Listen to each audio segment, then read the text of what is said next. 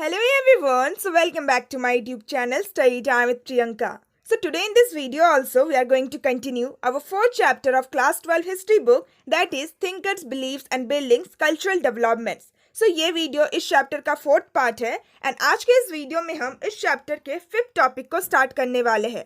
But before starting the fifth topic I hope कि आप लोगों ने इस चैप्टर के सारे ही प्रीवियस पार्ट को जरूर देखा होगा.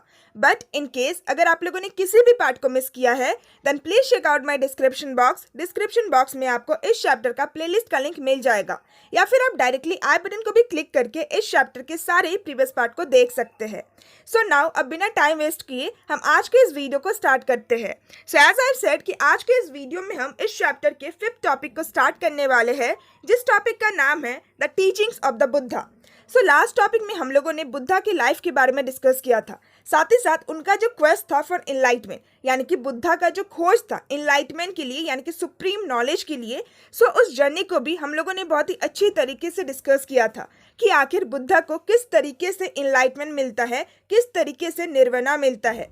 सो इस टॉपिक में हमें बुद्धा के टीचिंग्स के बारे में बता रखा है. सो इस टॉपिक में आप लोग बुद्धा के टीचिंग्स के बारे में भी पढ़ोगे, साथ ही साथ बुद्धिज्म रिलीजन के जो इंपॉर्टेंट फिलोसफीज है, सो उन सारे इंपॉर्टेंट फिलोसफीज, उन सारे इंपॉर्टेंट आइडियाज के बारे में भी पढ़ोगे. सो नाउ अब हम लोग फिफ्थ टॉपिक को डिस्कस करना स्टार्ट करते हैं. सो टॉपिक के स्टार्टिंग में सबसे पहले हमें इंपॉर्टेंट सोर्स के बारे में बता रखा है, जिसके थ्रू हमें बुद्धा के टीचिंग्स के बारे में पता लगता है. सो हिस्टोरियंस बेसिकली बुद्धा के टीचिंग्स को रिकंस्ट्रक्ट करने के लिए, यानी कि दोबारा से जानने के लिए बुद्धिस्ट टेक्स्ट के ऊपर डिपेंड होते हैं. सो एक बहुत ही इंपॉर्टेंट बुद्धिस्ट टेक्स्ट है, जिस टेक्स्ट का नाम है सुत्त पिताका, जिसके बारे में हम लोगों ने प्रीवियस के टॉपिक में भी डिस्कस किया था.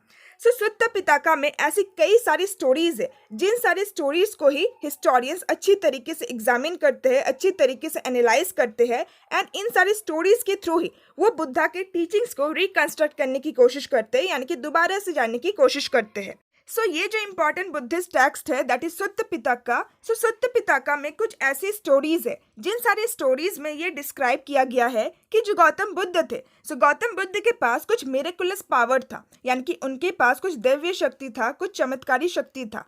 एंड गौतम बुद्ध बेसिकली अपने पावर्स का ही इस्तेमाल करते थे लोगों को कन्विंस करने के लिए, लोगों को इन्फ्लुएंस करने के लिए. बट साथ ही सुत्त पिताका में हमें कुछ और भी ऐसी स्टोरीज देखने को मिलता है, जिन सारी स्टोरीज में ये सजेस्ट किया गया है, जिन सारी स्टोरीज में ये डिस्क्राइब किया गया है कि गौतम बुद्ध लोगों को कन्विंस करने की कोशिश करते थे through his reason and persuasion, यानी कि गौतम बुद्ध बेसिकली अपने ओपिनियन के थ्रू, अपने थॉट के थ्रू, रीजन एंड लॉजिक के थ्रू ही लोगों को कन्विंस करने की कोशिश करते थे, लोगों को इन्फ्लुएंस करने की कोशिश करते थे, ना कि वो अपने किसी भी सुपर नेचुरल पावर को डिस्प्ले करते थे. सो सुत्त पिताका में कुछ ऐसी स्टोरीज है, जिन सारी स्टोरीज में हमें ये बता रखा है कि गौतम बुद्ध के पास कुछ मिरेकुलस पावर था. साथ ही साथ सुत्त पिताका में हमें कुछ ऐसी भी स्टोरीज मिलती है, जिन सारे स्टोरीज में ये बताया गया है कि गौतम बुद्ध अपने सुपर नेचुरल पावर का इस्तेमाल नहीं करते थे, बल्कि वो अपने रीजनिंग के द्वारा, यानी कि अपने नॉलेज के द्वारा, अपने लॉजिक के द्वारा लोगों को कन्विंस करने की कोशिश करते थे. एंड इस चीज का हमें एक एग्जाम्पल भी दे रखा है, यानी कि सुत्त पिताका में हमें एक ऐसे स्टोरी के बारे में बता रखा है, जिस स्टोरी को पढ़ के हमें ये पता चलता है कि गौतम बुद्ध लोगों को अपने रीजनिंग के द्वारा ही कन्विंस करने की कोशिश करते थे, ना कि अपने सुपर नेचुरल पावर को डिस्प्ले करते थे. सो इस स्टोरी में हमें ये बता रखा है कि एक ग्रिफ स्ट्राइकन वेमेन थी, यानी कि एक शोक में डूबी हुई वेमेन थी, एक बहुत ही दुखी वेमेन थी. एंड ये जो वेमेन थी ये दुखी क्यों थी? क्योंकि इनका जो चाइल्ड था, इनका जो सन था, उसका डेथ हो चुका था. सो ये जो वेमेन थी ये गौतम बुद्ध के पास जाती है इस आशा के साथ कि शायद गौतम बुद्ध अपने सुपर नेचुरल पावर का इस्तेमाल करके उनके बेटे को जीवित कर दे. बट ऐसा नहीं होता है, बल्कि गौतम बुद्ध उस वेमेन को कन्विंस करने की कोशिश करते हैं, बहुत ही प्यार से, बहुत ही अच्छी तरीके से समझाने की कोशिश करते हैं about the inevitability of the death, यानी कि गौतम बुद्ध उस वेमेन को समझाते हैं कि जो डेथ है, जो मृत्यु है, वो इनएविटेबल है, यानी कि वो निश्चित है. एक न एक दिन हर एक व्यक्ति की मृत्यु जरूर होती है, एंड इस चीज को कोई भी नहीं रोक सकता है.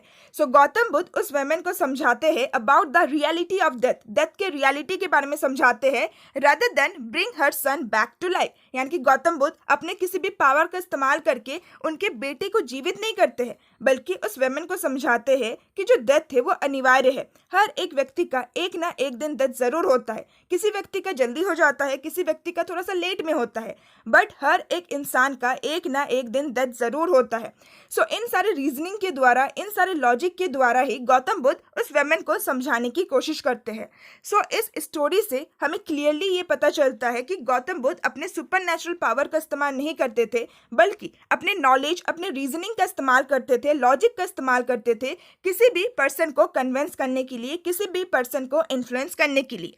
ना नेक्स्ट हमें ये बता रखा है कि सुत्त पिताका में जितने भी स्टोरीज है, सो वे सारी स्टोरीज एक ऐसे लैंग्वेज में नरेट किया गया है, एक ऐसे लैंग्वेज में लिखा गया है जो कि ऑर्डिनरी पीपल द्वारा बोले जाते थे। यानी कि सुत्त पिताका में जितने भी स्टोरीज है वे सारे स्टोरीज ऑर्डिनरी लैंग्वेज में लिखे गए हैं, ताकि जो भी कॉमन पर्सन है, जो भी ऑर्डिनरी पर्सन है, वो लोग भी इन सारी स्टोरीज को बहुत ही ईजिली समझ सके। एंड ये कहीं ना कहीं एक बहुत ही इंपॉर्टेंट रीजन था जिसकी वजह से बुद्धिज्म इतना ज़्यादा स्प्रेड होता है, इतना ज़्यादा फ्लरिश करता है। सो जब बुद्धिज्म एंड जैनिज्म जैसा जो ट्रेडिशन था वो हमारे इंडियन सबकॉन्टिनेंट के सोसाइटी में एग्जिस्ट नहीं हुआ था। सो उससे पहले तो हर एक व्यक्ति वेदास को ही फॉलो करता था। ब्राह्मण्स के द्वारा जितने भी वेद लिखे गए हैं, सो उन सारे वेदा के नॉलेज को ही फॉलो करता था। बट वेदा में और जितने भी संस्कृत टेक्स्ट है, सो उन सारे टेक्स्ट में बेसिकली संस्कृत लैंग्वेज का इस्तेमाल किया गया था, जिसकी वजह से कॉमन पीपल उन सारे संस्कृत टेक्स्ट को नहीं पढ़ सकते थे, वेदास के नॉलेज को गेन नहीं कर सकते थे। बट ये सारे जो बुद्धिस्ट टेक्स्ट है, सो ये सारे टेक्स्ट कॉमन लैंग्वेज में लिखे गए थे, जिसके थ्रू कॉमन पर्सन भी बहुत ही ईजिली बुद्धा के टीचिंग्स को एक्वायर कर सकता है। सो ये एक बहुत ही इंपॉर्टेंट रीजन था जिसकी वजह से बुद्धिज्म बहुत ज़्यादा फ्लरिश करता है, बहुत ज़्यादा स्प्रेड होता है। सो विद दिस हमने टॉपिक नंबर 5 के इंट्रोडक्शन को डिस्कस कर लिया। ना नेक्स्ट हमें बुद्धिज्म के इंपॉर्टेंट फिलोसफीज के बारे में बता रखा है, यानी कि इंपॉर्टेंट आइडियाज के बारे में बता रखा है। सो पहला जो इंपॉर्टेंट फिलोसफी है वो ये है कि according to the Buddhist philosophy के अकॉर्डिंग ये जो हमारा वर्ल्ड है, ये जो हमारी दुनिया है, वो ट्रांसिस्ट है, जिसको बुद्धिज्म में अनिका कहा गया है। दैट मीन्स कि हमारा ये जो वर्ल्ड है वो कंसिस्टेंटली चेंज होते जाता है, यानी कि लगातार चेंज होते जाता है। हमारा ये जो वर्ल्ड है ये परमानेंट नहीं है। इवन हमारे इस वर्ल्ड में जितने भी लोग हैं, सो वे सारे लोग भी परमानेंट नहीं है। हर एक व्यक्ति का एक ना एक दिन डेथ जरूर होता है।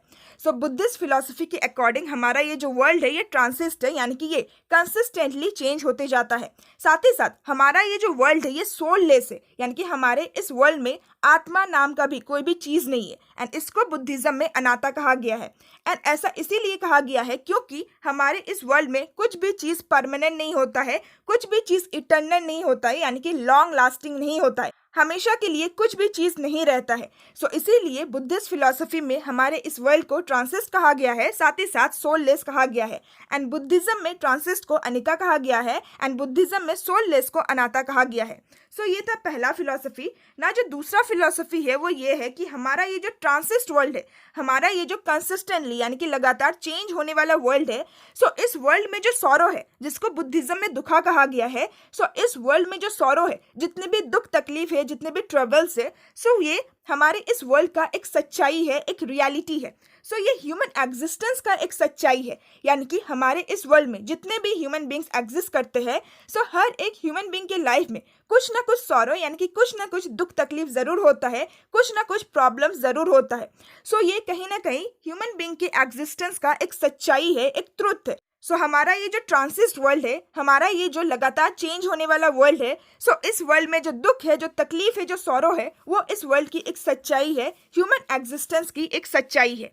सो ये था दूसरा फिलॉसफी। ना थर्ड फिलॉसफी में हमें इस चीज़ के सल्यूशन के बारे में बता रखा है, यानी कि ह्यूमन बींग्स के लाइफ में जितना भी दुख तकलीफ होता है, जितना भी सॉरो होता है, सो आखिर कोई भी ह्यूमन बींग इन सारे दुख तकलीफ से किस तरीके से मुक्ति पा सकता है। So according to the Buddhist philosophy, by following the path of moderation, यानी कि कोई भी व्यक्ति अगर मॉडरेशन के पाथ को फॉलो करता है, मिडिल पाथ को फॉलो करता है, देन उस व्यक्ति के लाइफ में जो भी दुख तकलीफ है, जो भी सॉरो है, सो उन सारे दुख तकलीफ से उन्हें मुक्ति मिल जाएगा, उन सारे दुख तकलीफ से वो बाहर निकल सकता है। सो आखिर मॉडरेशन का पाथ क्या होता है, मिडिल पाथ क्या होता है, और एक व्यक्ति किस तरीके से मिडिल पाथ को फॉलो कर सकता है। So according to the teachings of Buddha, Buddha के टीचिंग्स के अकॉर्डिंग अगर कोई भी व्यक्ति मिडिल पाथ को फॉलो करता है between severe penance and self indulgence. So severe penance का मतलब होता है बहुत ज़्यादा कड़ी तपस्या करना, बहुत ज़्यादा एक्सट्रीम लेवल में तपस्या करना। एंड सेल्फ इंडल्जेंस का मतलब होता है अपने लाइफ को बहुत ज़्यादा इंजॉय करना, बहुत ज़्यादा लग्जरी लाइफ को जीना। सो बुद्धा के टीचिंग्स के अकॉर्डिंग अगर कोई भी व्यक्ति इन दोनों चीज़ को अच्छी तरीके से बैलेंस कर ले, इन दोनों चीज़ों के बीच के रास्ते को चूज करे, यानी कि एक व्यक्ति ना ज़्यादा एक्सट्रीम लेवल पे तपस्या करे और साथ ही साथ वो व्यक्ति ना ज़्यादा अपने लाइफ को एंजॉय करे, यानी कि ना ज़्यादा लग्जरी लाइफ को जिए। सो अगर कोई भी व्यक्ति इन दोनों चीज़ को बैलेंस कर सकता है, इन दोनों चीज़ के बीच के रास्ते को चूज कर सकता है, देन वो जो ह्यूमन बींग है, वो जो व्यक्ति है, सो उस व्यक्ति के लाइफ में जितना भी प्रॉब्लम्स है, इस वर्ल्ड में जितने भी ट्रबल्स है, सो उन सारी ट्रबल से वो बाहर निकल सकता है। सो ये जो रास्ता है, ये जो उपाय है, ये बुद्धा के द्वारा बताया गया था कि कोई भी व्यक्ति अगर उसकी लाइफ में जितना भी प्रॉब्लम है, सो अगर उन सारे प्रॉब्लम्स का, उन सारे सॉरो का उसे सोल्यूशन चाहिए, देन वो तभी पॉसिबल है जब वो मिडिल पाथ को फॉलो करता है, मॉडरेशन के पाथ को फॉलो करता है between the severe penance and self indulgence. And कहीं ना कहीं गौतम बुद्ध ने भी इसी पाथ को फॉलो किया था। सो लास्ट टॉपिक में हमने डिस्कस किया था कि शुरुआत में गौतम बुद्ध बहुत ज़्यादा एक्सट्रीम लेवल पे तपस्या कर रहे थे, बट फिर इन सारे एक्सट्रीम मेथड को छोड़ के उन्होंने सिर्फ और सिर्फ मेडिटेट किया। सो कुछ दिनों की मेडिटेशन के बाद ही उन्हें इनलाइटमेंट मिल गया, उन्हें मुक्ति मिल गई, उन्हें मोक्ष की प्राप्ति हो गई। सो सेम यही रास्ता गौतम बुद्ध ने अपने फॉलोअर्स को भी बताया है। सो अगर कोई भी व्यक्ति मिडिल पाथ को फॉलो करता है, देन उनके लाइफ में जितना भी सॉरो है, जितना भी दुख तकलीफ है, वो दूर हो जाएगा। एंड नाउ फोर्थ पॉइंट में हमें यह बता रखा है that in the earliest form of Buddhism, यानी कि जब बुद्धिज्म रिलीजन की शुरुआत हो रही थी, जब बुद्धिज्म का अर्लीस्ट फॉर्म था, सो उस टाइम पीरियड में गॉड का जो एग्जिस्टेंस होता है, सो उसको इररिलेवेंट माना गया है, यानी कि गॉड का एग्जिस्टेंस होता है या फिर नहीं होता है, सो इसको बिल्कुल भी इंपॉर्टेंस नहीं दिया गया है in the Buddhism philosophy. So with this हमने बुद्धा के फिलोसफी या फिर बुद्धिज्म की फिलोसफीज के बारे में भी जान लिया। सो सबसे पहले हमें ये बता रखा है कि हमारा ये जो वर्ल्ड है, ये ट्रांसिस्ट है, साथ ही साथ हमारा ये जो वर्ल्ड है, ये सोललेस है। उसके बाद हमें ये बता रखा है कि हमारे इस वर्ल्ड में जो सॉरो है, जो दुख है, वो एक रियलिटी है। एंड थर्ड फिलोसफी में हमें इसका सोल्यूशन बता रखा है कि अगर एक व्यक्ति मिडिल पाथ को फॉलो करता है, देन दुनिया में ये सारी जो सॉरो है, उसकी लाइफ में जितना भी दुख तकलीफ है, सो वो कहीं ना कहीं दूर हो जाएगा। एंड फोर्थ पॉइंट में हमें ये बता रखा है कि गॉड का एग्जिस्टेंस होता है या फिर नहीं होता है। सो इस चीज को बुद्धिज्म रिलीजन में बिल्कुल भी इंपॉर्टेंस नहीं दिया गया है। ना नेक्स्ट हमें बुद्धा के टीचिंग्स के बारे में बता रखा है। सो हम लोगों ने बुद्धिज्म की फिलोसफी के बारे में जान लिया। ना नेक्स्ट हमें बुद्धा के इंपॉर्टेंट टीचिंग्स के बारे में बता रखा है। सो अकॉर्डिंग टू बुद्धा के अकॉर्डिंग हमारा ये जो सोशल वर्ल्ड है, ये ह्यूमन का क्रिएशन है, ना कि डिवाइन ओरिजिन है। यानी कि हमारा ये जो सोसाइटी है, एंड हमारी सोसाइटी में जितना भी रूल्स एंड रेगुलेशन है, जितने भी नॉर्म्स है, सो ये सब कुछ ह्यूमन बींग्स के द्वारा ही क्रिएट किया गया है, ना कि ये भगवान के द्वारा क्रिएट किया गया है।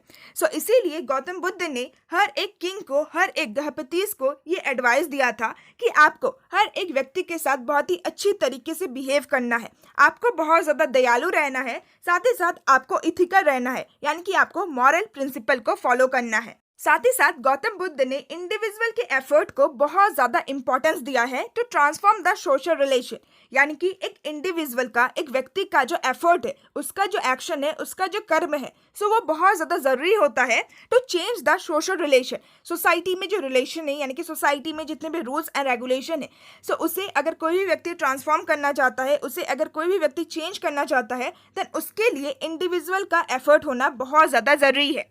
साथ ही साथ गौतम बुद्ध ने इंडिविजुअल एजेंसी को और राइटियस एक्शन को भी बहुत ज़्यादा एम्फेसाइज किया है, इसको भी बहुत ज़्यादा इंपॉर्टेंस दिया है। यानी कि गौतम बुद्ध के अकॉर्डिंग एक इंडिविजुअल का जो एजेंसी होता है, यानी कि एक इंडिविजुअल का जो एक्शन होता है, उसका जो कर्म होता है, और उसका जो राइट एक्शन होता है, यानी कि उसका जो सही कर्म होता है, सो वो एक तरीका है, एक मीन्स है to escape from the cycle of rebirth. यानी कि ये जो बर्थ एंड रीबर्थ का साइकिल होता है, ये जो सफरिंग का साइकिल होता है, सो अगर किसी भी व्यक्ति को इस सफरिंग के साइकिल से फ्री होना है, देन उसके लिए सही कर्म को करना, सही एक्शन को करना बहुत ही ज़्यादा इंपॉर्टेंट होता है।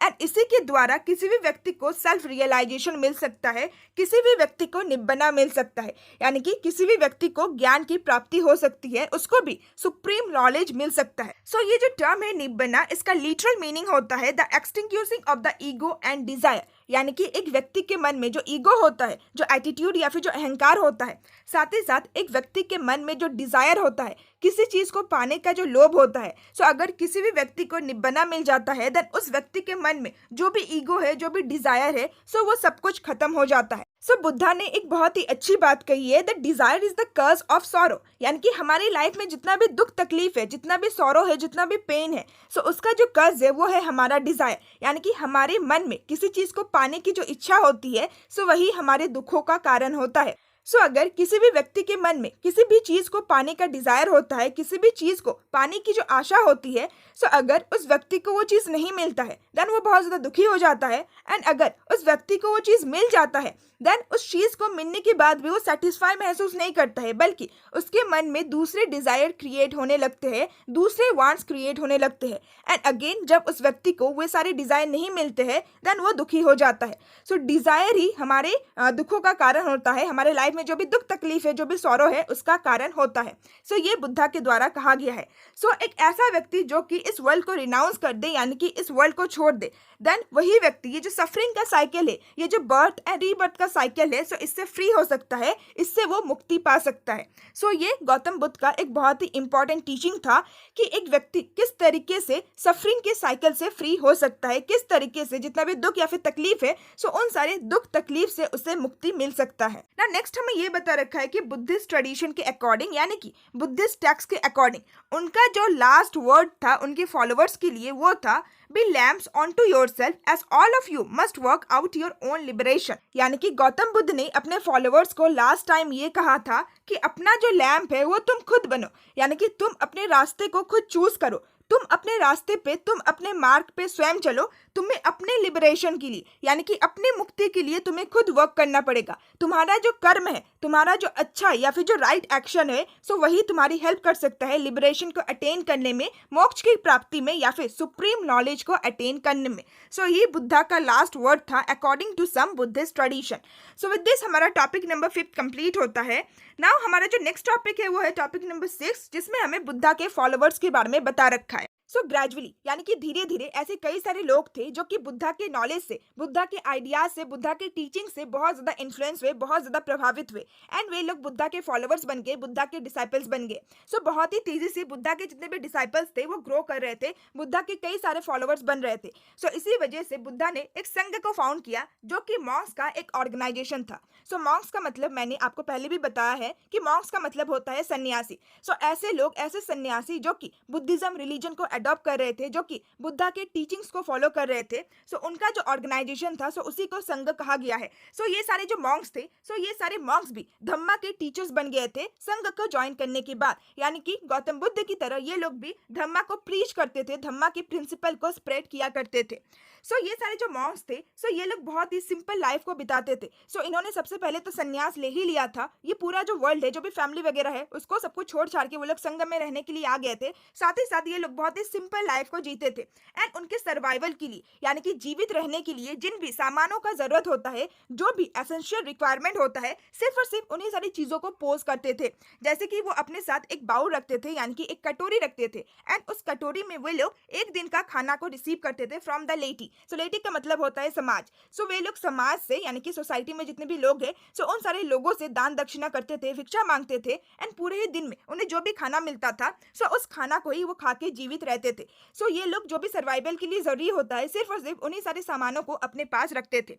सो जैसे कि ये सारे जो मॉन्क्स थे, ये लोग आर्म्स के ऊपर डिपेंड रहते थे, यानी कि दान दक्षिणा के ऊपर डिपेंड रहते थे, भिक्षा के ऊपर डिपेंड रहते थे। सो इसीलिए इन सारे मॉन्क्स को भिक्खुस भी कहा गया। सो संघ में जितने भी मॉन्क्स रहा करते थे, सो उन सारे मॉन्क्स को भिक्खुस कहा जाता था, क्योंकि ये सारे जो लोग थे, ये लोग सर्वाइवल के लिए भिक्षा के ऊपर डिपेंड होते थे। सो इनिशियली, यानी कि शुरुआत में सिर्फ और सिर्फ मैन को ही ये अलाउ किया गया था कि वे लोग संघ के मेंबर्स बन सकते हैं, बट फिर बाद में वुमेन्स को भी एडमिट किया गया, यानी कि वुमेन्स को भी अलाउ किया गया कि आप भी नन बन सकती हो और आप भी संघ की मेंबर बन सकती हो। सो बुद्धिस्ट टेक्स्ट के अकॉर्डिंग, बुद्धा के ट्रेडिशन के अकॉर्डिंग, ये पॉसिबल हुआ through the meditation of Ananda. So Ananda जो कि बुद्धा के सबसे डियरेस्ट डिसाइपल थे, सबसे प्रिय शिष्य थे। सो आनंदा ने ही बुद्धा को परसुएट किया था, यानी कि बुद्धा को मनाया था कि हमें वुमेन को भी अलाउ करना चाहिए to become the member of Sangha, यानी कि वुमेन भी नन बन सकती है, वुमेन भी संघ की मेंबर बन सकती है, एंड वुमेन भी धम्मा की टीचर्स बन सकती है, धम्मा के प्रिंसिपल को स्प्रेड कर सकती है, एंड उसको फैला सकती है। सो बुद्धा की जो फॉस्टर मदर थी, यानी कि बुद्धा का पालन पोषण करने वाली जो माँ थी, सो बुद्धा का जो ओरिजिनल मदर थी, सो उनका डेथ बहुत ज्यादा पहले ही हो गया था। सो बुद्धा की जो स्टेप मदर थी, सो उन्होंने ही बुद्धा का पालन पोषण किया था, जिनका नाम था Mahaprajapati Gautami. So Mahaprajapati Gautami was the first women जो कि संघा की मेंबर बनती है, जो कि भिक्खुनी बनती है। सो जिस तरीके से हर एक मॉन्क को भिक्खुस कहा जाता था, सिमिलरली जितने भी नन होती थी, यानी कि जितने भी वेमेन होती थी जिन्होंने संन्यास लिया है, सो उन सारी वेमेन को बुद्धिज्म में भिक्खुनीस कहा जाता था। सो संघ को ज्वाइन करने वाले जितने भी मॉन्क्स थे, सो उन सारे मॉन्क्स को भिक्खुस कहा जाता था। एंड संघ को ज्वाइन करने वाले जितने भी वेमेन थी, जितने भी नन थी, सो उन सारी वेमेन को भिक्खुनीस कहा जाता था। सो जब महाप्रजापति गौतमी ने संघ को ज्वाइन किया, सो उसके बाद से ऐसी बहुत सारी वेमेन थी जिन्होंने भी संघ को ज्वाइन किया, जो लोग संघ में एंटर हुए। एंड ये लोग भी धम्मा के टीचर्स बन गए, यानी कि ये सारी जो वेमेन थी, ये सारी जो भिक्खुनीस थी, सो ये सारी भिक्खुनीस भी धम्मा के टीचिंग को स्प्रेड करते थे, धम्मा के टीचिंग्स को फैलाते थे। ये सारी वेमेन भी धम्मा के टीचर्स बन गए। साथ ही साथ कुछ ऐसी वेमेन थी, कुछ ऐसी भिक्खुनीस थी जो कि थेरीज बन गई थी, जिसका मतलब होता है respected women who had attain liberation, यानी कि ऐसी भिक्खुनीस जिनको लिबरेशन मिल गया है, जिनको सुप्रीम नॉलेज मिल गया है, जिनको मोक्ष मिल गया है। सो उन सारी वेमेन्स को थेरीज कहा जाता था। सो संघ में रहने वाली जितनी भी वेमेन होती थी, सो हर एक वेमेन थेरीज नहीं होती थी, बल्कि वे सारी वेमेन, वे सारी भिक्खुनीस जिसको लिबरेशन मिल गया है, जिसको मोक्ष मिल गया है, जिसको जो परम ज्ञान है, जो सुप्रीम नॉलेज है, वो मिल गया है। सो उन्हीं सारे भिक्खुनीस को थेरीज कहा जाता था। सो विद दिस हमने भिक्खुस एंड भिक्खुनीस के बारे में जान लिया। ना नेक्स्ट हमें ये बता रखा है कि आखिर बुद्धा के जितने भी फॉलोवर्स थे, सो वे सारे ही फॉलोवर्स किन किन सोशल बैकग्राउंड से आते थे, किन किन सोशल ग्रुप से आते थे। सो बुद्धा के जितने भी फॉलोवर्स थे, सो वो किसी एक पर्टिकुलर सोशल ग्रुप से बिलोंग नहीं करते थे, बल्कि कई सारे सोशल ग्रुप से बिलोंग करते थे। जैसे बुद्धा के जो फॉलोवर्स थे, वो किंग भी होते थे, वो वेल्दी मैन भी होते थे, या फिर गृहपतिज भी होते थे। एंड इन सारे वेल्दी मैन के अलावा जितने भी हम्बलर फॉक है, यानी कि जितने भी कॉमन पर्सन है, जैसे कि worker, slave and crafts person, so ये लोग भी बुद्धा के फॉलोवर्स बनते थे, ये लोग भी बुद्धा के डिसाइपल्स बनते थे। सो ये सारे बुद्धा के जो फॉलोवर्स थे, बुद्धा के जो डिसाइपल्स थे, चाहे वो किसी भी सोशल बैकग्राउंड से बिलोंग करते थे, चाहे वो किसी भी सोशल ग्रुप से बिलोंग करते थे।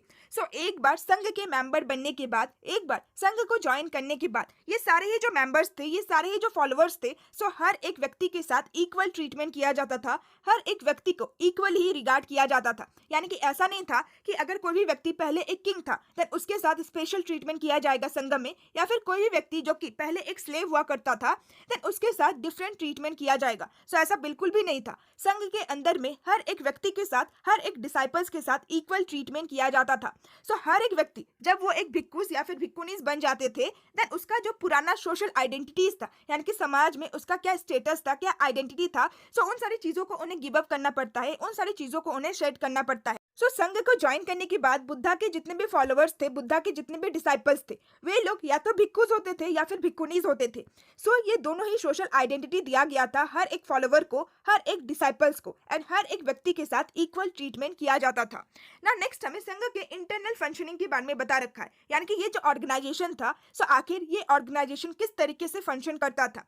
सो ये जो ऑर्गेनाइजेशन था एंड इसका जो फंक्शनिंग था, ये गनास एंड संगास के ट्रेडिशन के ऊपर बेस होता था। सो सेकंड चैप्टर में हम लोगों ने गनास एंड संगास के बारे में पढ़ा था। सो गनास एंड संगास बेसिकली ऐसे किंगडम को कहा गया है जिन सारे किंगडम में ओलिगार्की को परफॉर्म किया जाता था, यानी कि जिन सारे किंगडम में एक पर्टिकुलर राजा नहीं होता था, बल्कि बहुत सारे राजास होते थे। सो गनास एंड संगास में जो ट्रेडिशन था, रूल करने का, गवर्न करने का जो सिस्टम था, सो उसी सिस्टम को संघ में भी फॉलो किया जाता था, उसी सिस्टम को संघ के फंक्शनिंग के लिए भी यूज किया जाता था। सो अगर संघ के अंदर किसी भी इंपॉर्टेंट डिसीजन को लेना है, देन उसके लिए संघ में जितने भी मेंबर्स है, सो उन सारे मेंबर्स का कंसेंसस, यानी कि उन सारे मेंबर्स का ओपिनियन लिया जाता था थ्रू डिबेट एंड डिस्कशन। यानी कि अगर संघ में किसी भी इंपॉर्टेंट डिसीजन को लेना है, देन उसके लिए संघ के जितने भी मेंबर्स है, सो उन सारे मेंबर्स के साथ डिस्कशन किया जाता था, डिबेट किया जाता था, एंड डिबेट एंड डिस्कशन के द्वारा अगर कोई भी ओपिनियन दिया जाता था लोगों के द्वारा, सो उसी ओपिनियन को देखते हुए कोई भी डिसीजन को लिया जाता था। बट ये जो सिस्टम था, अगर ये फेल हो जाता था, देन डिसीजन को किस तरीके से लिया जाता था, देन डिसीजन बेसिकली वोटिंग के द्वारा ही लिया जाता था। सो संघ में जितने भी मेंबर्स है, जितने भी सब्जेक्ट है, सो उन लोगों का वोटिंग करवाया जाता था, एंड वोटिंग के द्वारा ही किसी भी डिसीजन को लिया जाता था। सो इस तरीके से संघ का इंटरनल फंक्शनिंग किया जाता था। ना नेक्स्ट हमें बुद्धिज्म के ग्रोथ के बारे में बता रखा है कि आखिर बुद्धिज्म इतनी तेजी से किस तरीके से ग्रो करता है। सो बुद्धिज्म रिलीजन बहुत ही रैपिडली ग्रो करता है, बहुत ही तेजी से ग्रो करता है during the life time of Buddha, यानी कि जिस वक्त बुद्धा जीवित थे, सो उनके लाइफ टाइम के दौरान भी बुद्धिज्म बहुत ही तेजी से ग्रो करता है। बट उनके डेथ होने के बाद भी, उनके मरने के बाद भी बुद्धिज्म का जो ग्रोथ था वो रुकता नहीं है, बल्कि उनके डेथ होने के बाद भी बुद्धिज्म बहुत ही तेजी से ग्रो करता है। एंड बुद्धिज्म का जितना भी टीचिंग्स है, जितना भी फिलॉसफी है, बुद्धा का जितना भी टीचिंग्स है, सो वो बेसिकली ऐसे बहुत सारे लोगों को अपील करते थे, ऐसे बहुत सारे लोगों को इन्फ्लुएंस किया करते थे, कन्विंस किया करते थे, जो कि बहुत ज़्यादा डिससेटिस्फाइड थे with the existing religious practices and बहुत ज़्यादा कंफ्यूज थे by the rapid social changes जो कि उस टाइम पीरियड में सोसाइटी में चल रहा था। यानी कि जैसे कि मैंने आपको पहले भी बताया कि जिस टाइम पीरियड में बुद्धिज्म एंड जैनिज्म जैसे जो ट्रेडिशन था, जो रिलीजन था, वो हमारे इंडियन सब कॉन्टिनेंट की सोसाइटी में एग्जिस्ट नहीं करता था। सो उस टाइम पीरियड में हर एक व्यक्ति जो था वो बेसिकली वेदास के नॉलेज को ही फॉलो किया करते थे, वेदास के ट्रेडिशन को ही फॉलो किया करते थे। सो वेदास में कुछ ऐसे रिलीजियस प्रैक्टिसेस थे जिन सारे प्रैक्टिसेस से लोग बहुत ज्यादा डिससेटिस्फाइड थे, जैसे कि वेदा में या फिर मनुस्मृति में अनटचेबल्स के बारे में बता रखा है। सो ये सारे जो सोशल प्रैक्टिसेस थे, ये सारे जो रूल्स एंड रेगुलेशन थे, सो इन सारे रूल्स एंड रेगुलेशन से लोग बहुत ज्यादा डिससेटिस्फाइड थे। साथ ही साथ उस टाइम पीरियड में सोसाइटी में जो रैपिड चेंजेस हो रहे थे, यानी कि ब्राह्मण्स के द्वारा लोगों को वर्ण में डिवाइड किया जा रहा था, उसके बाद गोत्र में डिवाइड किया जा रहा था, जाति में डिवाइड किया जा रहा था। सो ये सारे जो रैपिड सोशल चेंजेस थे, सो इन सारे चेंजेस से भी वो लोग बहुत ज्यादा कंफ्यूज थे, बहुत ज्यादा डिससेटिस्फाइड थे।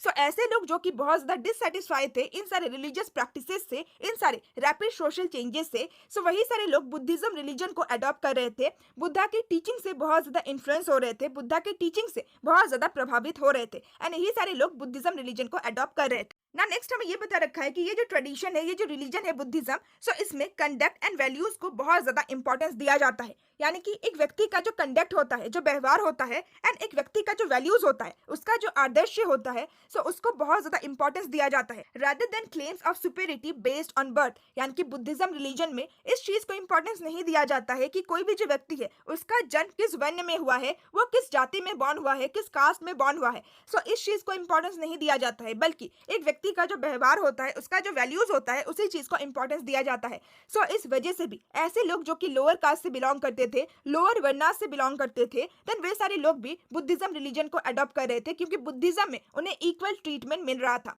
साथ ही साथ बुद्धिज्म रिलीजन में मेटा एंड करुणा को भी बहुत ज्यादा एम्फोसाइज किया जाता है, बहुत ज्यादा इंपॉर्टेंस दिया जाता है। सो मेटा का मतलब होता है फेलो फीलिंग एंड करुणा का मतलब होता है कंपेशन, यानी कि दया। सो एक व्यक्ति का अपने से यंगर यानी कि अपने से छोटे और अपने से वीकर यानी कि अपने से कमजोर व्यक्ति के प्रति जो एक फेलो फीलिंग होता है, जो कंपेशन होता है, जो दया की भावना होती है, सो उसको बहुत ज्यादा इंपॉर्टेंस दिया जाता है। सो इन्हीं सारे आइडियाज की वजह से उस टाइम पीरियड में रहने वाले जितने भी मैन एंड वेमेन थे, सो वे लोग बुद्धिस्ट टीचिंग के प्रति बहुत ज्यादा आकर्षित हो रहे थे, बुद्धा के टीचिंग्स के ऊपर वो लोग बहुत ज्यादा इन्फ्लुएंस हो रहे थे, बहुत ज्यादा कन्विंस हो रहे थे। सो यही कुछ रीजन था जिसकी वजह से बुद्धिज्म बहुत ही तेजी से ग्रो करता है। सो विद दिस हमारा टॉपिक नंबर 6 भी कंप्लीट होता है, जिसमें हम लोगों ने बुद्धा के फॉलोवर्स के बारे में जाना। सो विद दिस आज के इस वीडियो का एंड करते हैं, नेक्स्ट टॉपिक हम अपने नेक्स्ट वीडियो में डिस्कस करेंगे। सो अगर आपको आज का ये वीडियो अच्छा लगा, then please like my video and please share this video with your friends and classmate, and please comment me down कि आपको मेरा एक्सप्लेनेशन कैसा लगा, एंड साथ ही साथ please comment me down if you want the next part. So now see also in my next video, till then bye bye and stay tuned with my channel, and thanks for watching my video.